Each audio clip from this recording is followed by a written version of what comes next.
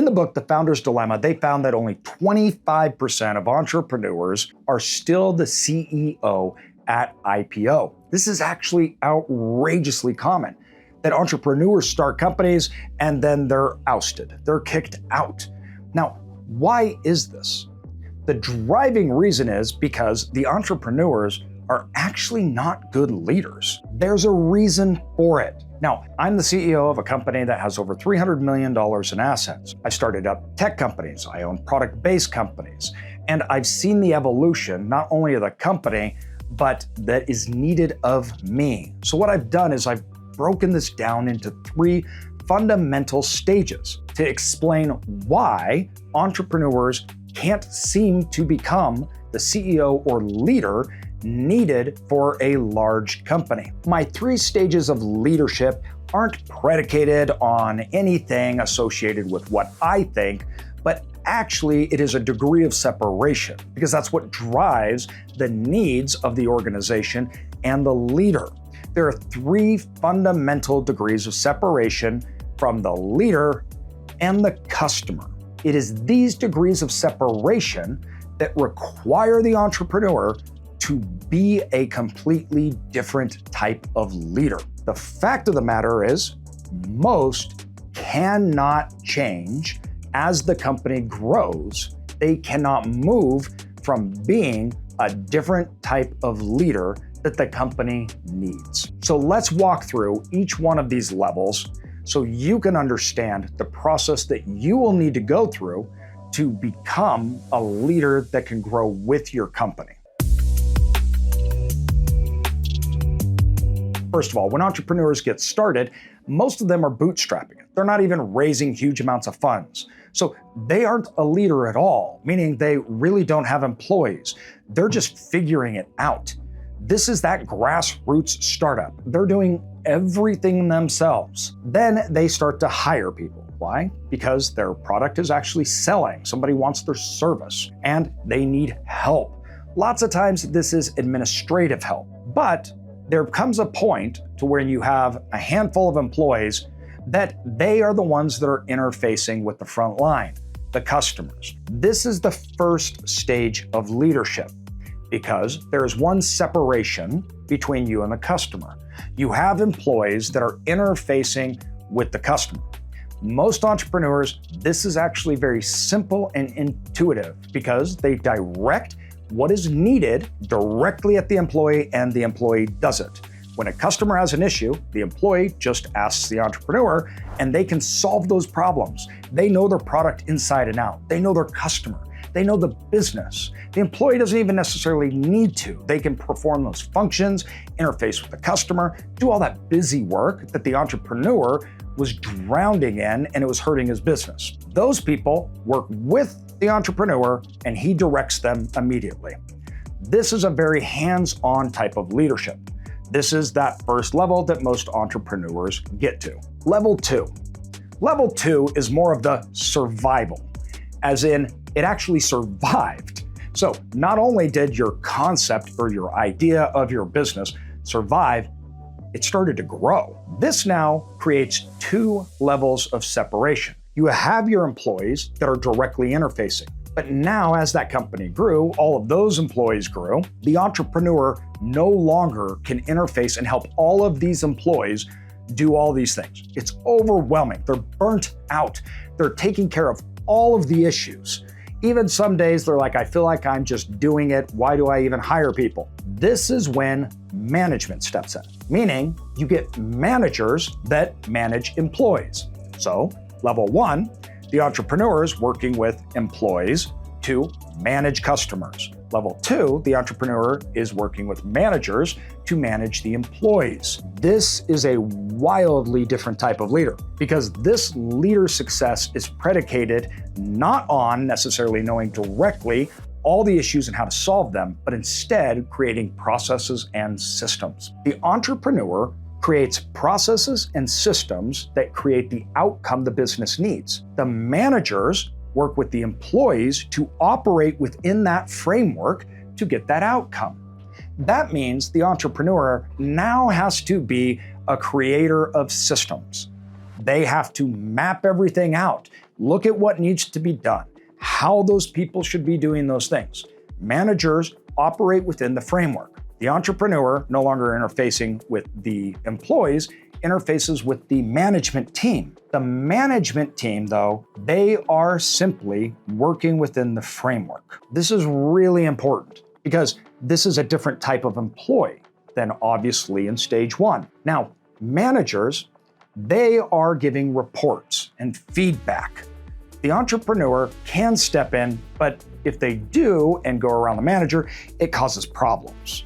Now, this is one of the fatal flaws entrepreneurs make in the stage. They just bypass managers, go to their employees, and everybody's upset and ticked off. The manager doesn't feel appreciated, and the entrepreneur feels like he has to do it. Entrepreneurs have a really hard time letting go. Lots of them want perfection, or they think that it has to be done their way. Why? Because it was successful and created from their idea and from their way. But the truth is, processes and systems are predicated more on efficiency of driving an outcome and creating a system that is repeatable. So this could even be out of the field of the entrepreneur's knowledge or skill set.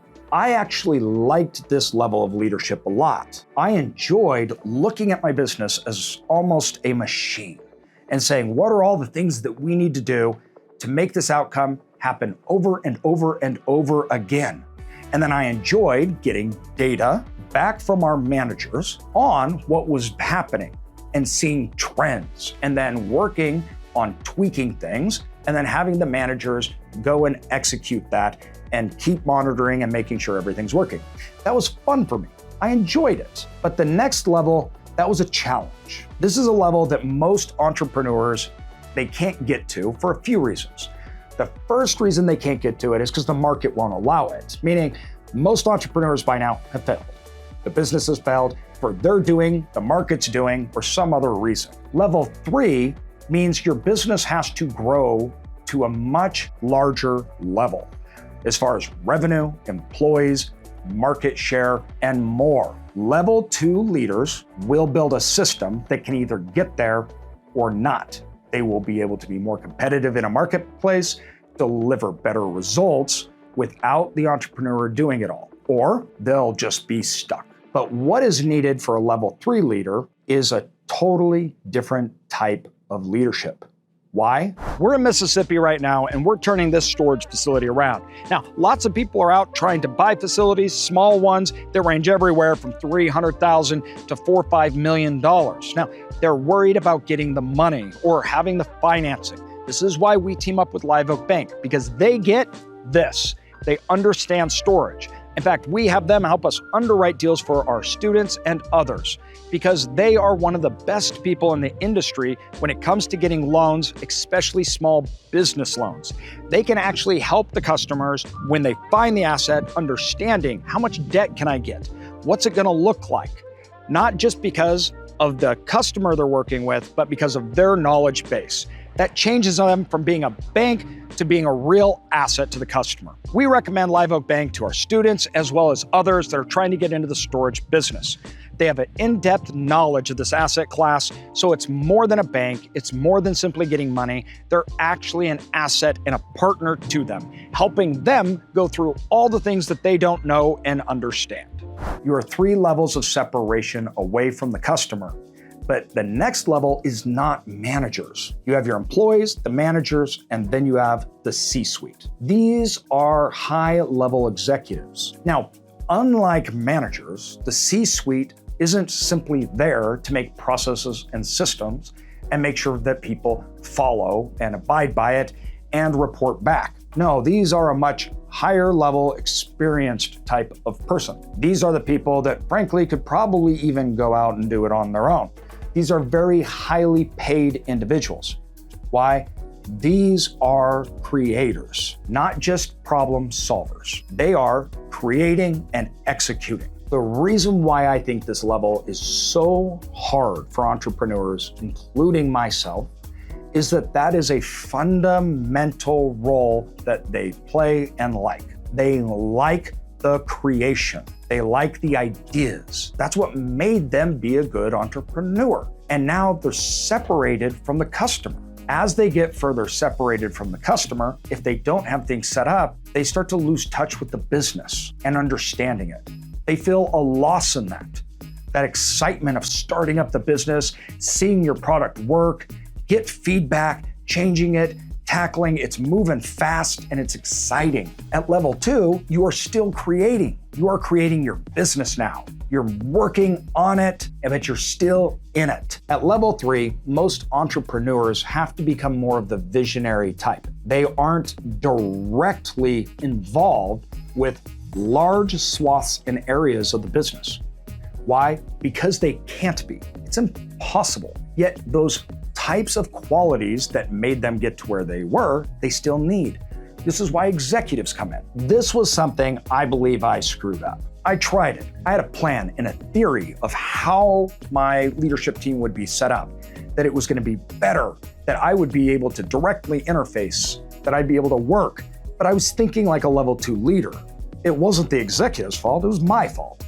I'd set up several in different companies and it didn't work out. Why? Because I didn't set it up right, because I was not yet a level 3 leader.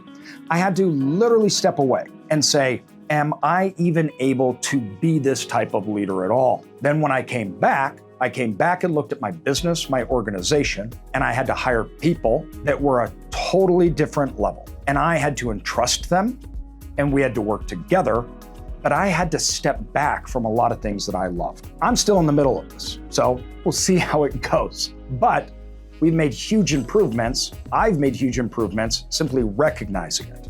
You see, a level 3 leader, they interface with the whole team. Their impact area on the business becomes culture, visionary. They understand the broader implications of the market, the competition, the landscape. They are coming up with the ideas, they're seeing dangers, they're working with a management team, and then they go and execute and build. This is such an important role, and it is so difficult to do. But lots of entrepreneurs, including me, the busy work lots of times changes. Not that they're not busy, they're very busy, but it's how they work that changes. This can feel, especially at first, that they're not being productive, or maybe even that they're not needed, because they're not engaged in the business. They're not making all these decisions all the time. That couldn't be further from the truth. The reality is they're the only ones that can see it all in the way that they did, because they built it up. They have experience in all these different areas of the business and fields where executives don't. They're the ones that see it all coming together and can put it together and then can work with the executives so they can build the company through working through managers, processes, and systems. It is the art of understanding and being close to, on the ground, what's happening, the product type, without getting mixed up too much in the middle execution, but instead relying on people that are much better than you at that task. Level 3 leadership, most will never achieve, never get to, and if they do, they probably won't be able to hold on to it. So as you go through a level 1, level 2, level 3 leadership, it is not about the organization changing so much as you. Remember, what it needs from you changes. It is about the business and the customer. It is not about necessarily what you want. It is about what the marketplace wants. And are you willing to become a different type of leader because your customers, the marketplace, and your business need it? When you can't, that's when shareholders or your customers walk away. Businesses have problems. I've seen this because of the problems that I've created in the past through me not being a level 3 leader. This can come down to who you hire, why you hire them. You're not even looking for the right people. It affects everything. Now, while it is rare for an entrepreneur to become a great leader, level 3 leader of an organization, when they do, they are incredible.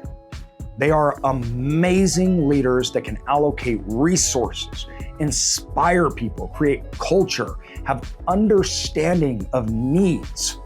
They have the ability to expand, make big acquisition deals. What they become is working in an industry as a whole. They're seeing all the moving parts. They make great leaders for society. They are putting other people before them. It is amazing to watch entrepreneurs reach that level. I hope one day that I can. Let me know what you think in the comments and where you're at currently and what you're struggling with.